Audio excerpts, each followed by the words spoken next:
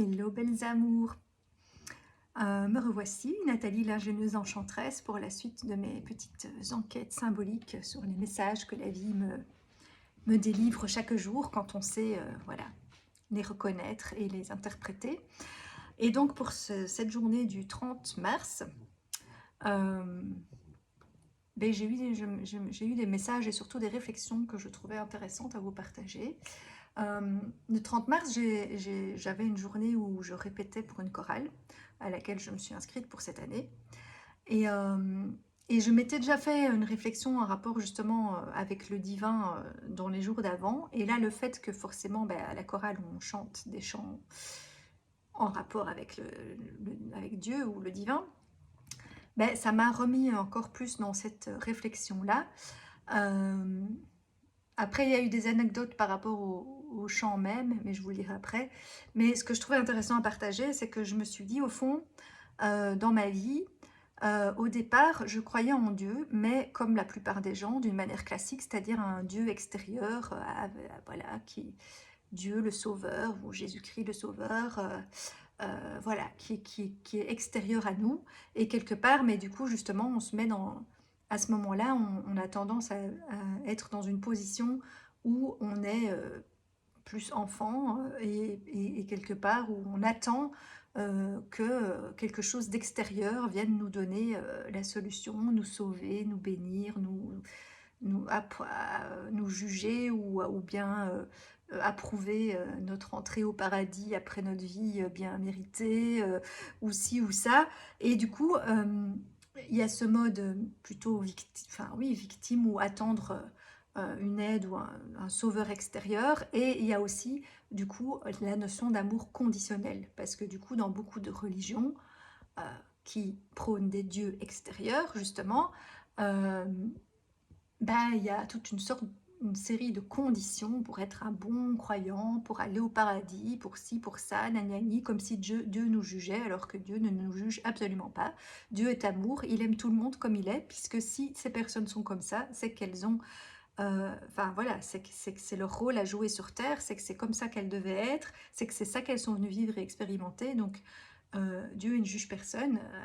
Après, le divin essaye de nous faire passer des messages et de nous réorienter dans la bonne direction, ou de nous protéger ou de nous faire comprendre des choses, mais il n'y a pas de jugement, de punition, de machin.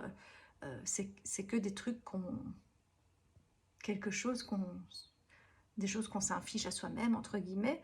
Hein, je veux dire, comme le karma, ben oui, ok, il y a des cycles et des trucs karmiques, mais c'est juste parce que soi-même, on ne sait pas pardonner, ou on a une culpabilité, ou machin, ou nanani, et donc c'est pas Dieu qui nous punit, enfin voilà. Mais voilà, ce que je voulais dire justement, c'est qu'au départ, j'étais plutôt dans cette croyance-là, comme beaucoup de gens. Et ensuite, ben, je me suis reconnectée à la divinité en moi.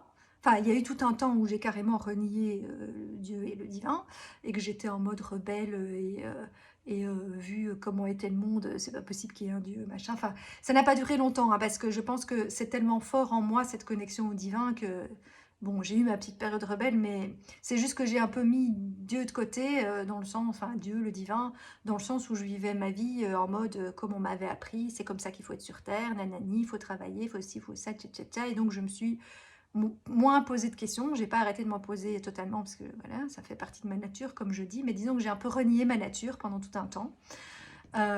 Et puis je me suis reconnectée justement à ma nature, à qui j'étais vraiment et au divin, et du coup aussi au divin en moi. Et là j'ai compris que quelque part Dieu était en moi, mais alors, ce qu'il y a, c'est qu'une fois qu'on commence ce travail de développement personnel, mais surtout spirituel, parce qu'on peut faire du développement personnel sans forcément aller dans le spirituel et le divin et tout ça, ou sans avoir conscience de cette dimension-là, on va dire, euh, en utilisant des thérapies plus classiques, genre psy ou autre, mais sans passer par le divin. Euh, mais une fois qu'on rentre dans, voilà, dans cette partie plus spirituelle, on a tendance après à développer un ego spirituel, puisque ben, on reconnaît que nous sommes Dieu quelque part, que Dieu est en nous. Mais alors on a tendance à se croire temporairement, ou enfin chez certaines personnes ça dure longtemps, mais bon, moi ça a été temporaire, et je ne me suis jamais pris non plus pour l'accuser Jupiter, mais j'ai quand même eu ce petit ego spirituel de se dire, ben moi j'ai compris tout ça et je vais aller sauver les autres. Et donc du coup, effectivement, ben, on passe de la personne qui attend d'être sauvée par l'extérieur à ben, c'est moi Dieu et donc c'est moi qui vais sauver les autres. Ce qui n'est pas mieux, aucun des deux extrêmes n'est bon, mais voilà, ça permet de se reconnecter à cette part-là en nous, voilà, de prendre conscience de plein de choses, de changer sa vision, sa- ses pensées, enfin voilà, c'est très positif de se reconnecter au divin en nous, sauf qu'il ne faut pas se prendre pour je suis Dieu, le seul et l'unique. Oui, enfin voilà, oui, j'ai le divin en moi, et oui, j'ai un certain pouvoir créateur dont je n'avais pas conscience avant, et oui, je peux être un guide ou voilà, une aide pour d'autres personnes, mais personne ne peut sauver personne si la personne n'a pas envie d'être sauvée et ne fait pas sa part pour. Mais voilà, disons que il faut, voilà, après il faut se remettre à sa juste place. Et donc là, quand on est dans cette place-là, bah oui, on passe de la victime qui attend d'être sauvée au sauveur, je vais sauver, moi j'ai tout compris, je vais sauver tout le monde. Et mais on passe aussi du coup à cet amour inconditionnel, à commencer par soi-même en fait. Et bon, ça peut aussi passer, comme moi, ça a été le cas pour moi et pour en tout cas beaucoup de gens que j'ai rencontrés sur ce parcours-là, de se retrouver dans un parcours de flammes jumelles. Bon, voilà, est-ce que c'est un concept réel ou pas? J'en sais rien, mais en tout cas, on se sent flamme jumelle, avec une mission, avec un partenaire qu'on a rencontré, et on se sent lié à cette personne, comme s'il représentait notre, enfin voilà, pour moi mon masculin, ou pour un homme son féminin, ou enfin, être un miroir du masculin en nous, de nous faire travailler tout notre couple intérieur, d'avoir envie aussi de vivre un couple sacré à l'extérieur, mais le but de tout ça, c'est de nouveau de se reconnecter à soi, et du coup, à travers l'autre, on se reconnecte à l'amour inconditionnel, parce que dans ce type de lien d'âme, du coup, on ressent un amour inconditionnel pour la personne, qui est très différent de l'amour conditionnel qu'on peut ressentir dans une relation de couple habituelle, et où là, en plus, on n'a même pas besoin d'être en couple avec la personne, puisque c'est inconditionnel, donc c'est un amour qu'on ressent même sans être en couple, puisque ça ne dépend pas justement de rien, puisque c'est inconditionnel, donc ça ne dépend pas de si l'autre nous aime ou pas, de si on est en couple ou pas, de rien en fait. Et donc on apprend à ressentir ce que c'est l'amour inconditionnel, au départ pour quelqu'un d'autre, si on passe par ce parcours-là, mais c'est pas forcé. Et puis on reconnaît justement que l'autre est en nous en fait, et bah, il nous apprend à nous aider, à nous aimer nous inconditionnellement. Et donc voilà, on se reconnecte à cet amour inconditionnel euh, à travers une autre personne ou pas, et pour soi-même. Et, euh, et voilà, et ça va avec aussi cette reconnexion à cette part divine en nous, et que donc ben, nous sommes divins, nous sommes parfaits, nous sommes sacrés, nous sommes voilà, tout ça. Mais il ne faut pas rester coincé à ce stade-là, c'est-à-dire qu'après il faut évoluer vers le troisième stade qui est Dieu est partout. Oui, il est extérieur à moi, il est en moi, il est en toi, il est en chacun de nous, il est dans tout ce qui est vivant, il est partout en fait, le divin. Et donc, il est dans nos animaux, il est voilà, dans les plantes, il est partout. Et donc, je ne suis pas Dieu, je suis une partie du divin, comme chacun de nous. Et du coup, ben là, on n'essaie plus de faire celui qui a son petit ego, qui est au-dessus des autres parce qu'il a tout compris. Non, en fait, on est tous Dieu. C'est juste qu'il y en a qui en ont conscience et d'autres pas. Et que nous, ce qu'on peut aider, c'est ça, c'est à cette prise de conscience pour que les autres puissent se reconnecter au divin en eux aussi. Euh, mais voilà, c'est parce qu'on a choisi des rôles différents. Moi, j'ai choisi un chemin de vie qui a trait à la spiritualité, mais il y a d'autres personnes qui sont venues vivre une vie plus terre à terre et qui n'ont pas forcément besoin de faire un immense parcours spirituel. Mais après, ben, je pense que ça peut aider tout le monde quand même de se reconnecter au fait que nous sommes Dieu. Euh, mais après, il ne faut pas en faire tout et n'importe quoi. Et je pense que c'est aussi juste que certaines personnes ne doivent pas s'en rappeler en fait, parce qu'elles font déjà beaucoup de dégâts comme ça. Après, c'est certainement le rôle qu'elles sont de jouer, mais bon, elles ont déjà un ego suffisamment élevé qui fait qu'elles ont tendance à écraser les autres, à prendre plein de place et à faire plein de choses pas forcément très jolies d'un point de vue du jugement humain. Si en plus elles avaient conscience qu'elles sont Dieu, alors qu'est-ce qu'elles auraient tendance à faire? Donc il vaut peut-être mieux pas qu'elles le sachent, ces personnes-là. Voilà, et puis il y a des gens qui sont venus simplement, c'est pas parce qu'ils ont un ego ou quelque chose qu'ils utiliseraient mal, mais simplement ils sont venus jouer un rôle plus pratique, et pratico-pratique et terre-à-terre, et donc ils développent moins ce côté-là parce que c'est pas ça qu'ils sont venus amener dans cette vie-ci. Mais, euh, mais voilà, moi je trouve que de se rendre compte de ça, après, le troisième stade, c'est ça, c'est que en fait nous sommes tous un, nous sommes tous Dieu, nous sommes tous égaux, du coup quelque part nous avons tous un rôle et une place tout aussi importante les uns que les autres. Il n'y en a pas un qui est supérieur à l'autre, malgré les apparences et les jugements humains qu'on peut avoir. Chaque pièce du puzzle est importante puisque nous nous sommes divisés au départ de la source divine en tous les êtres humains, enfin pas que les êtres humains d'ailleurs, tout le vivant, tout, voilà, et sur d'autres planètes et partout, en des milliards d'individus, ou peut-être que même ça s'appelle pas individu ailleurs, mais voilà, euh, part divine, et donc nous sommes tous aussi importants les uns que les autres, et chacun a son rôle à jouer. Et du coup, à ce moment-là, ben, on n'essaie plus d'être le sauveur, le gourou qui va sauver tout le monde, mais on peut être un catalyseur, un lien. Moi, c'est comme ça que j'ai des frissons quand je dis ça, je me sens le lien entre tous, parce que je sens vraiment que moi, comme j'ai dit, que je viens amener une unité, que c'est dans mon rôle, j'ai encore des frissons, euh, et donc, quelque part, je relie le divin en tout et en chacun, enfin, c'est comme ça que je le sens. Et donc, voilà, je sers de lien, d'intermédiaire, de canal, de machin, à ma manière, comme d'autres le font d'une autre manière, en déversant des messages, enfin, ou en soignant à travers l'énergie qui passe à travers eux, ou ci ou ça, voilà. Moi, je nettoie, j'harmonise, enfin, on est chacun venu jouer un rôle plus spécifique, euh, mais il n'y en a pas un qui est, voilà, supérieur aux autres. On a chacun son rôle et chaque rôle est important. Et du coup, on passe il y avait l'amour conditionnel, puis inconditionnel, et puis c'est carrément l'amour universel en fait. Et donc, moi, je me suis toujours sentie un peu mère universelle quelque part, même si justement j'ai du mal à devenir mère, mais je sais que c'est mon rôle, au fait, au départ. Et j'ai ce côté, voilà, comme la source ou la mère universelle. Bon, après, je ne suis pas moi toute seule la source, hein, nous sommes la source tous ensemble, mais je me sens un représentant de la source et qui vient incarner ça, enfin voilà. Et, et du coup, ben oui, c'est cet amour universel où on reconnaît le divin en chacun et que chacun mérite d'être aimé autant que les autres et que chacun a sa place et son rôle à jouer. Et donc, voilà, je trouvais que c'était important, et à ce moment-là, du coup, ben, on a juste envie de prendre sa place, d'être soi, de ne plus se cacher, mais de pas non plus vouloir être Dieu le Père, hein, voilà. Juste prendre sa juste place, en fait, qui n'est ni une place où on se cache, ni une place où on veut absolument être au centre de toute l'attention. Euh, voilà. Et après, il se peut que par moment, on ait un rôle où on doit le faire plus.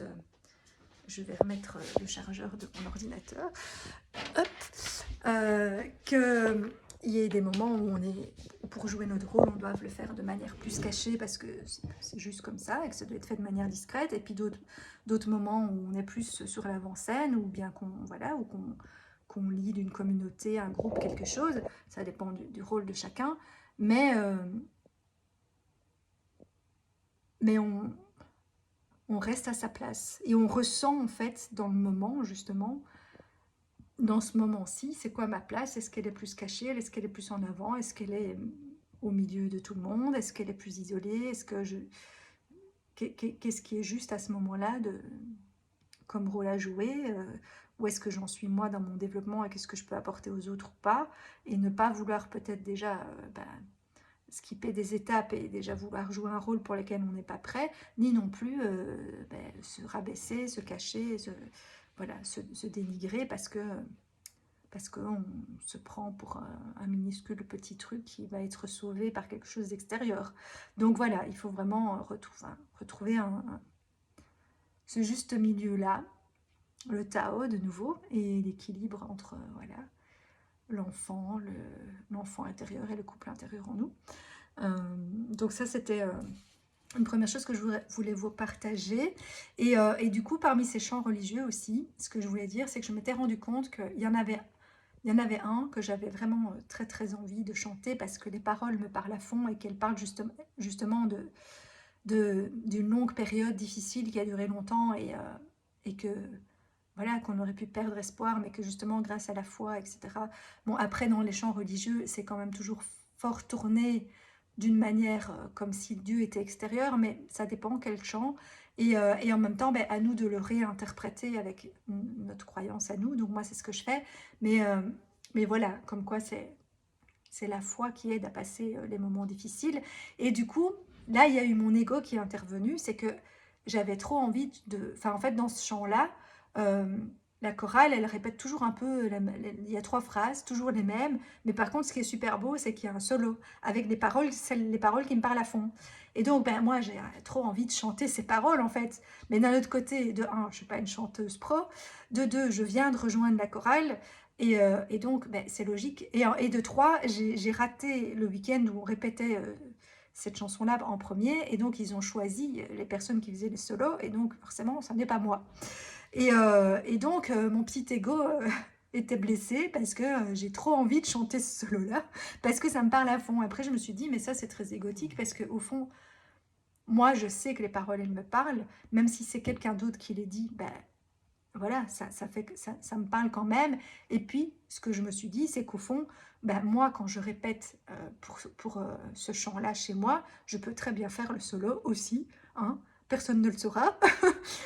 Je le fais pour moi parce que ça me parle et j'ai pas besoin de forcément le faire sur la scène et en lumière quand tout le monde me voit. Je le fais pour moi parce que la chanson me parle. Et puis, sait-on jamais que du coup, si je me suis exercée, que je connais le solo et qu'il faudrait remplacer quelqu'un, ben, voilà, si c'est... Mais bon, voilà, je dois pas le faire dans ce but-là, je dois vraiment me dire, mets ton ego de côté, ben oui, c'est pas toi qui vas chanter cette chanson-là, mais rien ne m'empêche justement de me dire, bah, j'ai découvert une chanson qui me parle à fond, bah, moi chez moi, je la chante autant que je veux en faisant le solo avec.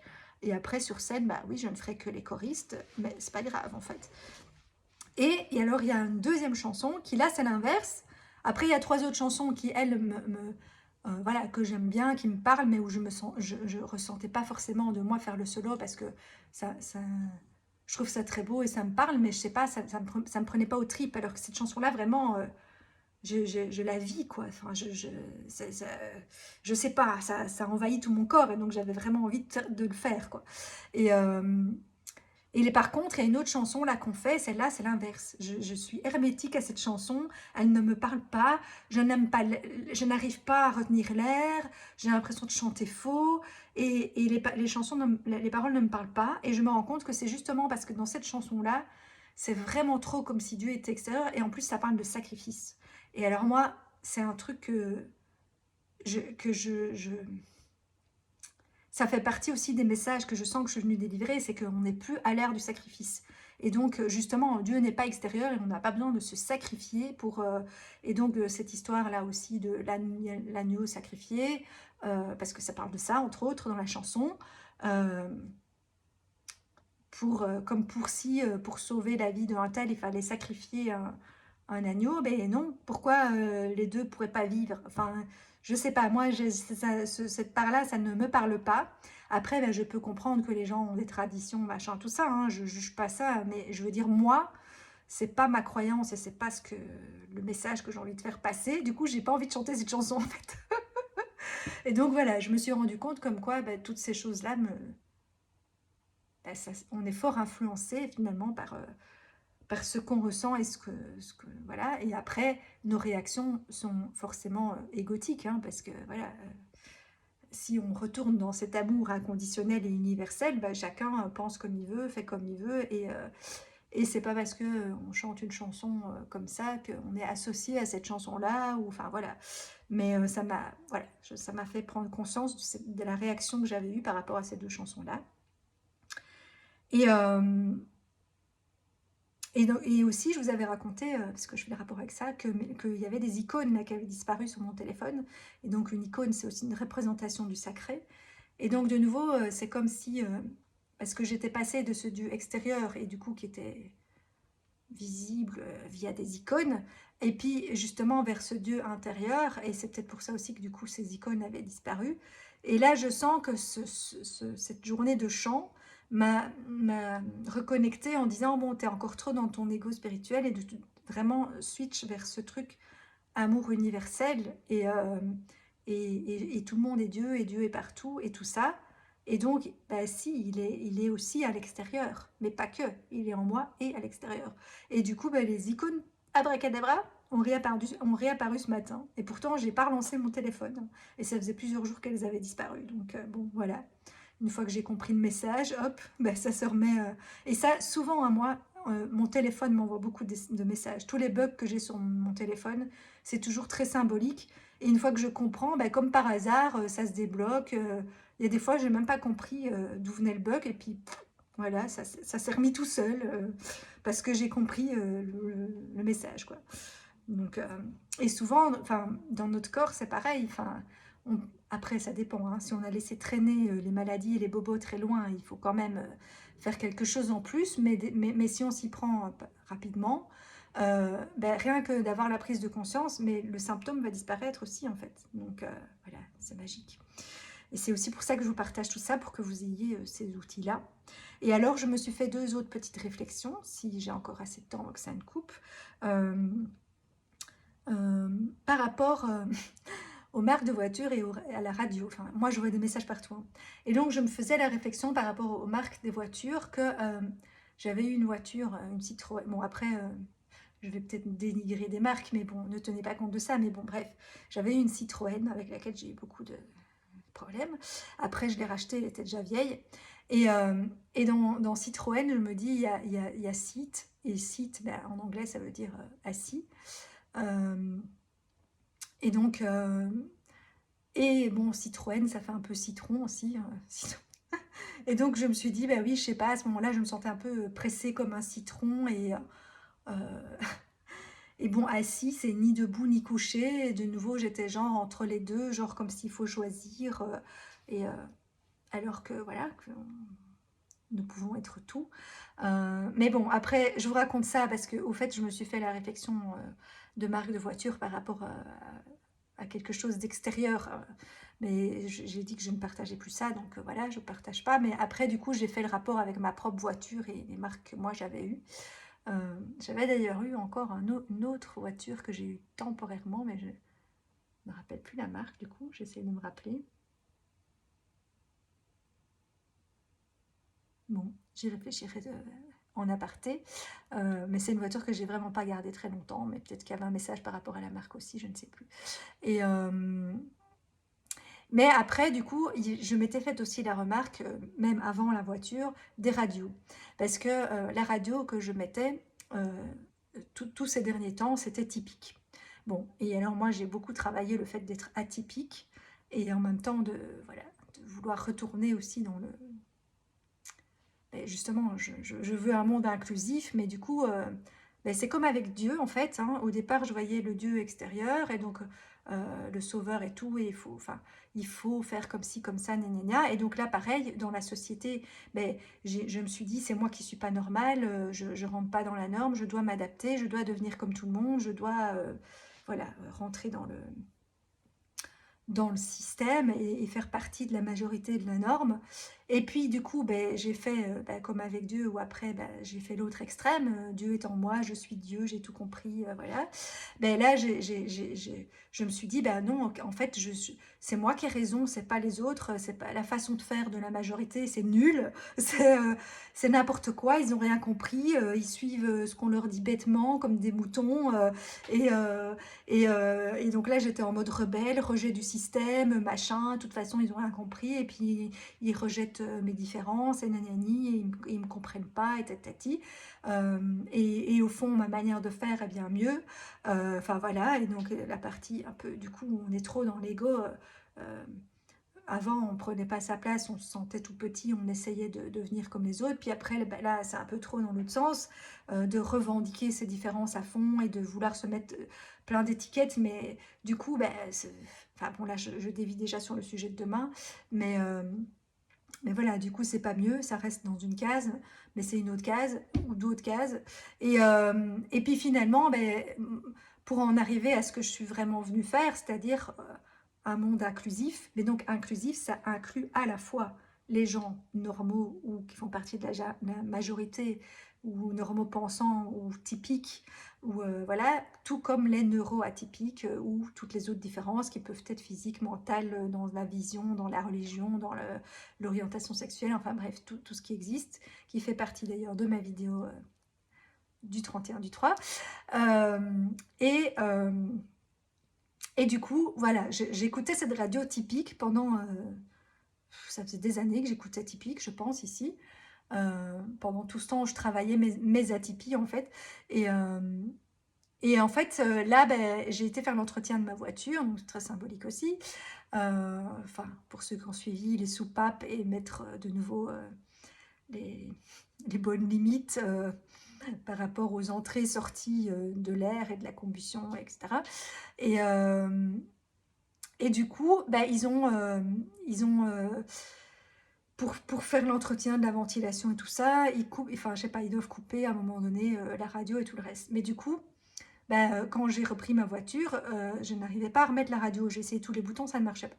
Et donc finalement, je suis retournée au garage, parce que je m'en suis rendu compte avant de quitter le garage, en expliquant ça. Alors il me dit, ah oui, il a oublié de remettre, apparemment il y a un code. Il y a un code à remettre pour réactiver voilà, la radio. Ah non, c'est quand il a testé la batterie. Oui, c'était caractéristique aussi, puisque moi, j'ai des problèmes de batterie en ce moment, d'énergie.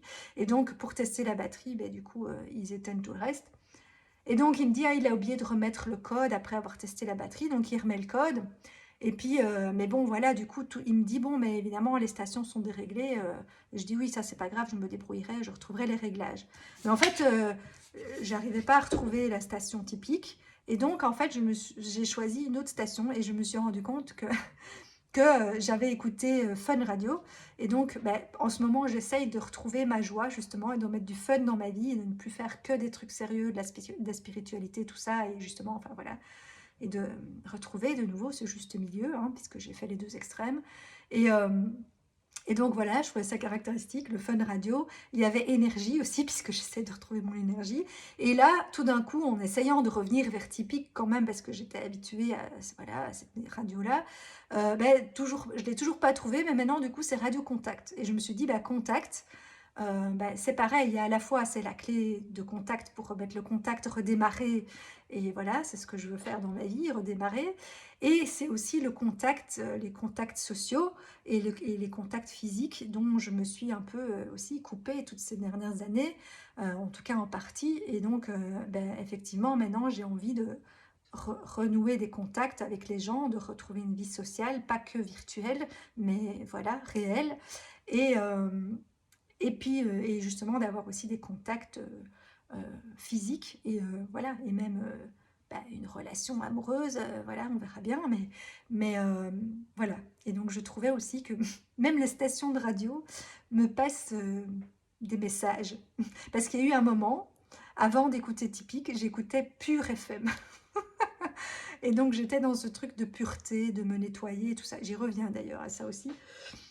Et donc, enfin voilà, bref, tout est message. Enfin, vous savez, en tout cas, moi, c'est ma façon de voir les choses et que je vous partage pour que, bah, j'espère que ça vous aide aussi à mieux voir et comprendre les messages de la vie. Après, les comprendre, comme je vous ai dit, bah, chacun interprète à sa manière, parce que la vie va envoyer un message qui va vous parler à vous et c'est vous qui saurez comment l'interpréter. Moi, j'interprète les choses pour moi avec d'une certaine manière, mais c'est peut-être pas la même manière pour vous, quoi. Mais voilà, à vous de trouver. Et il y a un petit papillon de nuit qui se balade sur ma fenêtre. C'est encore un petit message symbolique. Bon, allez, sur ce, ça fait de nouveau une demi-heure. Voilà, je m'arrête là pour la journée du 30 mars. Et je ne sais pas si je ferai aujourd'hui ou demain ce que j'avais envie de vous partager pour cette journée-ci. Voilà, qui était justement par rapport au monde inclusif et aux différences, qui est le sujet qui me tient le plus à cœur. Et donc là, je sais que je vais faire au moins une demi-heure aussi. Voilà, bon ben bonne soirée et bon congé demain. Profitez bien et à bientôt. Ciao, ciao.